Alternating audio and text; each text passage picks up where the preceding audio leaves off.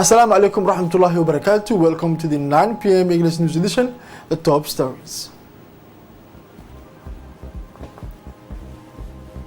The head of state presided over the 40th session of the Ministers' Council.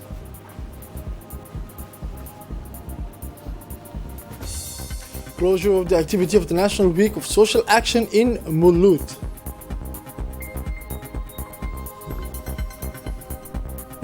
And for the international news, more than 2.93 million reported cases in children in the US. Welcome again, welcome to our newsroom for having the news in details. Today, Tuesday, 9th February, the Council of Ministers, chaired by the President of the Republic, His Excellency Mr. Ismail Anglais, held its fourth session for the year 2021. During this session, the Council of Ministers discussed and approved drafts and several legal texts. Let's listen to this report. Rahim, sous la présidence de Son Excellence M. Ismail Anglais, Président de la République, s'est tenue la 4e séance du Conseil des ministres en ce mardi 9 février 2021. Était inscrite à l'ordre du jour 3 questions. Ministry of Health, first question. Communication on the situation of the COVID-19 pandemic vaccine. The Ministry of Health made a communication to the Council of Ministers on the situation of the COVID-19 vaccine pandemic.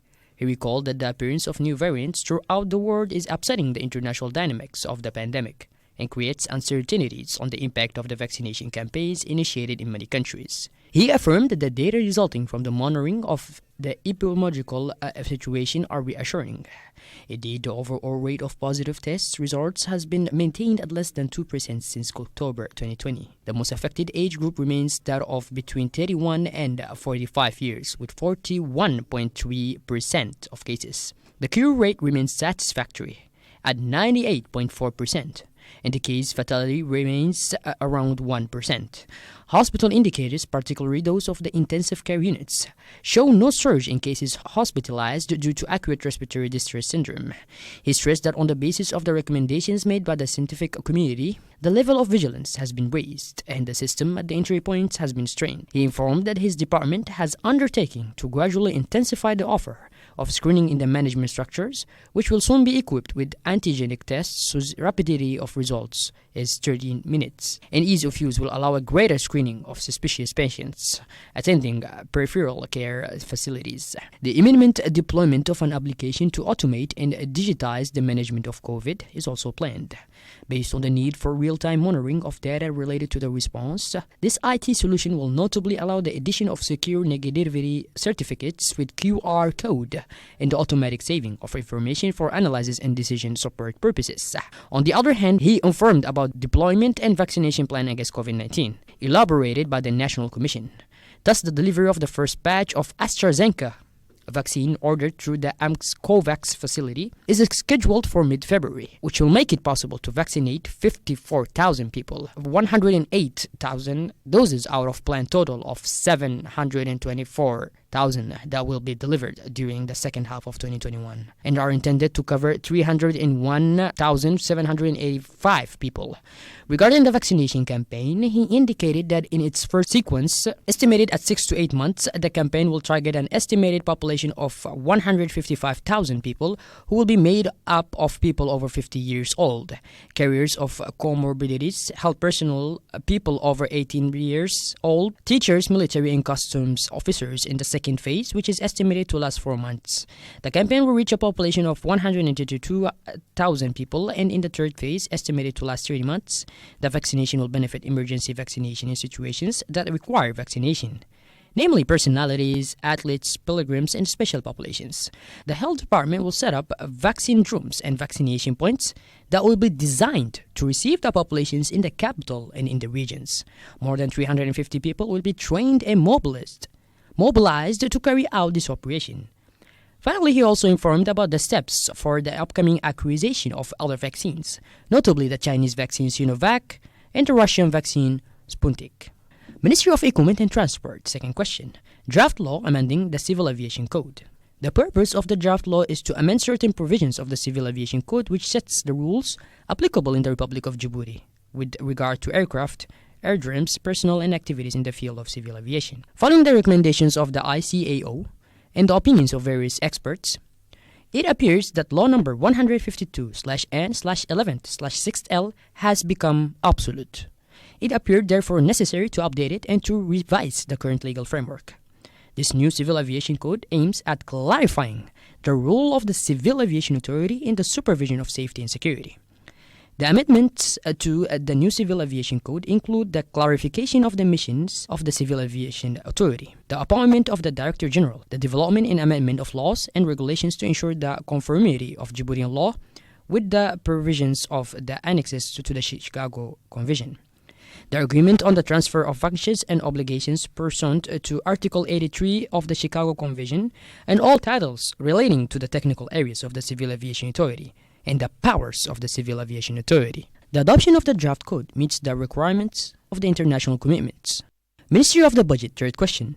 Draft order on the allocation of a plot of land for the benefit of the Ports and Free Zones Authority. It is assigned to the Authority of Ports and Free Zones a parcel of land with an area of 3,062 hectares located in Damerjok. This plot of land is intended for the establishment of Damerjok Free Zone. Communications. The Minister of Foreign Affairs and International Cooperation, spokesman of the government, gave a report on the participation of the President of the Republic by video conference of the 34th Ordinary Session of the Assembly of Heads of State and Government of the African Union, which was held from 6 to 7 February 2021. Situé au long de la route nationale 2 à Damerjog, d'une superficie de 3062 hectares, est destiné à l'implantation de la zone franche de Damerjog. Yesterday, Monday, the Ministry of Labor in charge of administrative reform, Mr. Usman Ibrahim Roble, chaired a meeting with representatives of around 50 companies participating in the activities of the National Employment Forum and members of the Coordinating Committee for the organization of the exhibition and the Employment Forum that the country will witness next week. In his opening speech, the minister thanked the companies participating in the meeting for their effective participation and their commitment to attending this year's largest meeting devoted to employment. The meeting aims to exchange ideas and opinions with all the companies that will participate in the fair and to exchange ideas and opinions with all the owners and business representatives on the management of the forum in order to clarify logistics, services, and to implement a joint flow management plan while showing it and preparing to overcome difficulties. At the end of the meeting, the coordinating committee and the company jointly adopted two fundamental points: study 3 files that meet the job requirements for contracting companies and public works. 6 profiles are eligible for the one required by companies in all other sectors. In his speech, the Minister of Labor in charge of administrative reform, Mr. Usman Ibrahim Roble, thanked the employees for their commitment to support and implement the Employment Initiative project, which aims at creating 5,000 jobs for the benefit of young people in the short term, and said through discussion and exchanges of views with you as with the youth and the people of Djibouti under the high patronage of His Excellency, the President of the Republic. Now, the Minister of Social Affairs and Solidarity, Mrs. Mona Usman, accompanied by the State Secretary for Decentralization, Mr. Mohamed Aramis, closed today in the locality of Mouloud and the prefecture of the region of Dikhil the National Week of Social Action by the opening of a new basic infrastructure, a central market with an area of 270 meter cube, financed by the Turkish agency TICA. The Mouloud market project, initiated by the Mouloud Development Committee, was inaugurated yesterday during a grand ceremony under the patronage of the Ministry of Social Affairs and Solidarity, Mrs. Mona Usman Aden, accompanied by the State Secretary in charge of decentralization, Mr. Hamid Mohamed Aramis, in the presence also of the Ambassador of the Republic of Turkey in Djibouti, Mr. Levent Salim, the Prefect of Dikhil, Mr. Aden Adarar Musa, and the President of the Regional Council, Mr. Abdurrahman Yunus Arre, members of the Parliament of the region of Dikhil. The ceremony was also attended by the Turkish agency TICA Director, Mr. Kutulhan Yücel, the Director General of the ADDS, Mr. Mahdi Mohammed, and the President of the Committee for the Development of Mouloud, Mr. Mahmoud Roble Dabar, and other distinguished guests. With the technical support of ADDS, the TK agency fully financed this public work. Now, with this new equipment, the Mulu Development Committee intends to organize to meet preparation and sale activity in order to ensure compliance with hygiene and health conditions, but also to promote a system of grouping together the professionals working as butchers in Mulud. It should be remembered that this brand new building will accommodate about 10 butchers and 30 or so small fruit and vegetable sellers and other small businesses such as clothing and species. This work contributes to the socio-economic development this locality known for its potential in agriculture and breeding. The President of the Development Committee of Mulud, Mr. Mohamed Roble, warmly thanked the members of the government and the authorities of the region of Dakhil for their support and accompaniment to a local initiative. He also thanked the Director of TICA and the Director General of AGDS for their technical and financial support.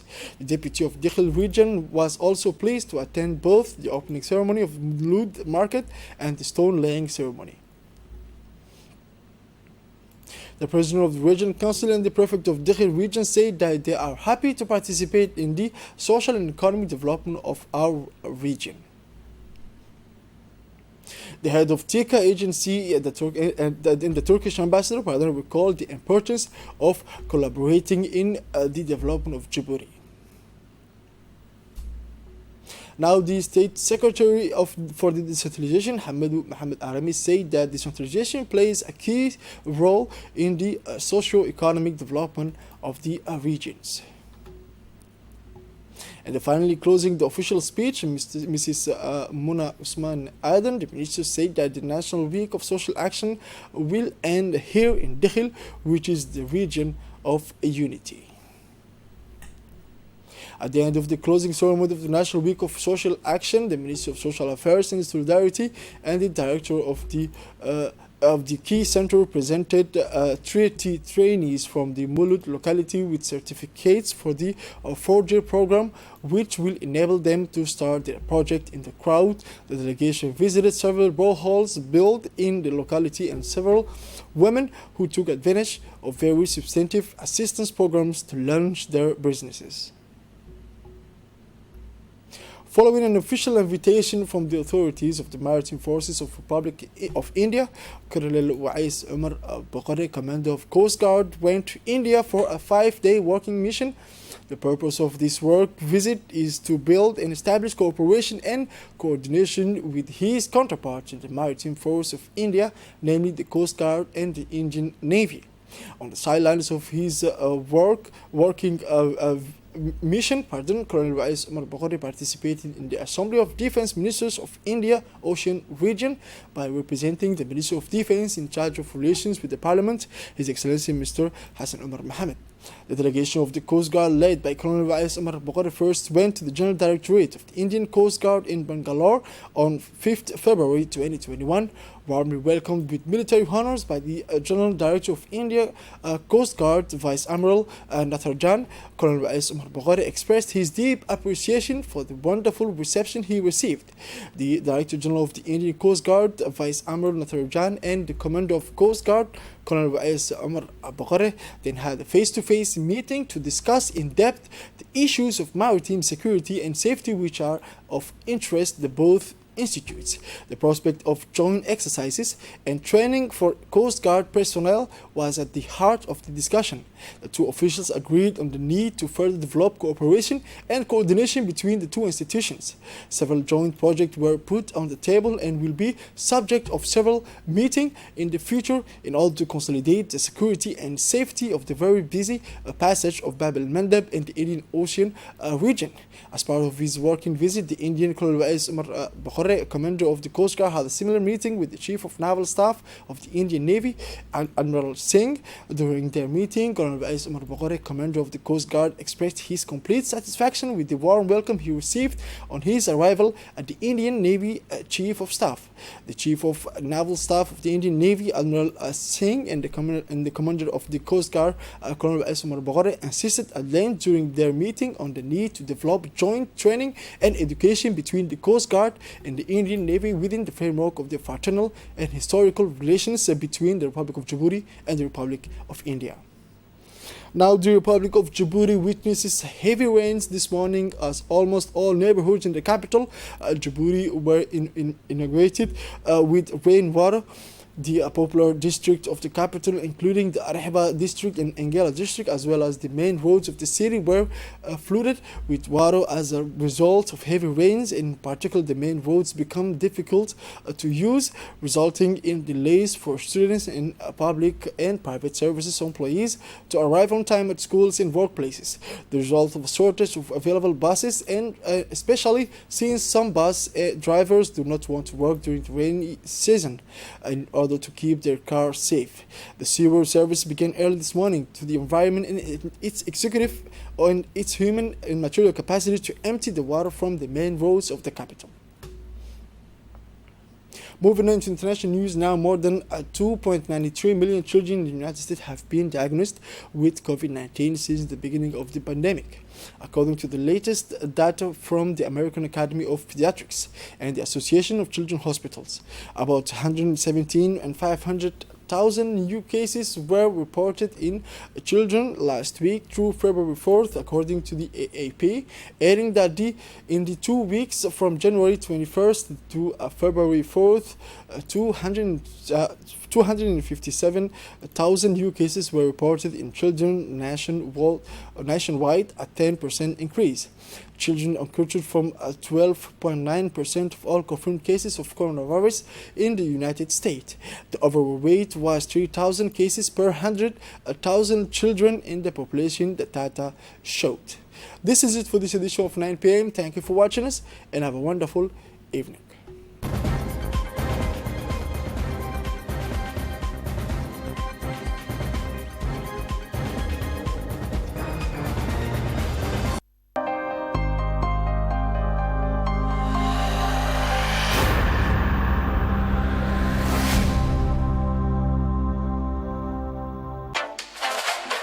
Découvrez la nouvelle interface my.djiboutitelecom.dj.